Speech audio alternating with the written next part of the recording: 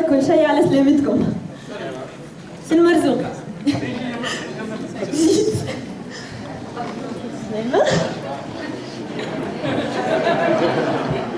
أول حاجة هذا شرف معناها إني نخطب في نفس المنبر اللي خطب فيه رئيس الجمهورية.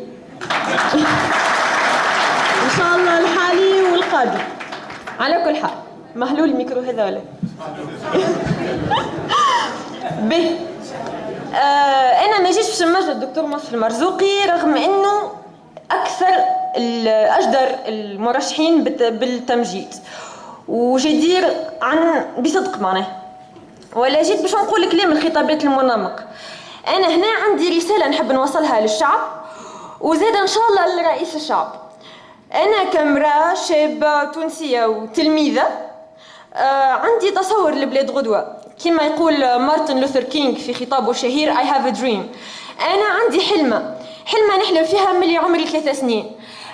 حلمة ما كانش عندي الحق المشروع باش نحلمها، أما أنا حلمتها وتحديت فيها العالم باش حلمت. حلمة بلاد نعيشوا فيها التوانسة الكل مع بعضنا، بلاد فيها حرية، بلاد فيها حقوق، بلاد فيها راي مسموع، بلاد التوانسة الكل، بلاد التونسي يحب فيها التونسي مهما كانت جهته، مرجعيته، فكره، لهجته ولا حتى جمعيته الرياضية. بلاد فيها شعب واعي.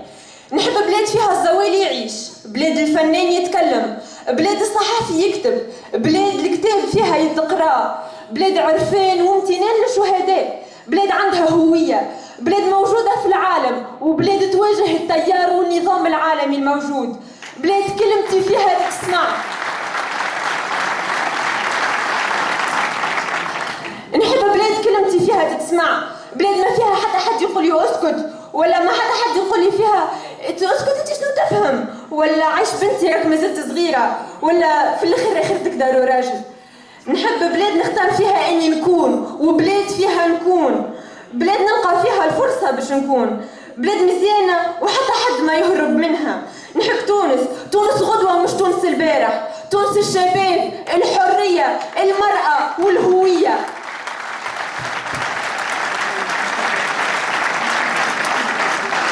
نحب تونس تكون، نحبها بلاد عربية مسلمة وتونسية فيها كل واحد يلقى حقه. نحب تونس بالتخليلة، بالسفسيري، بالجبة العكري وبالخلة، مش تونس بلاش طابع. نحبها تونس مزيانة وإن شاء الله غدوة باش تكون أزين. هيك علاش لازمنا نعرفوا نختاروا ونقرروا مستقبلنا ومستقبلها ونحافظوا عليها ونحطوا ثورتها وشهدائها في عينينا.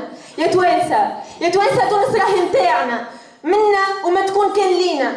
حبوها وحبوا غدوة فيها. تونس راهي ليكم ومش عليكم. وبين قوسين حلمتي هذه ما حققها لي حتى بروتوكول. حلمتي هذه ما تحققها ليش كرافات.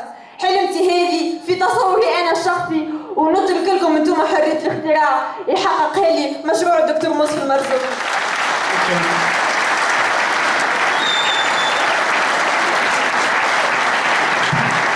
بس نقول لكم حاجة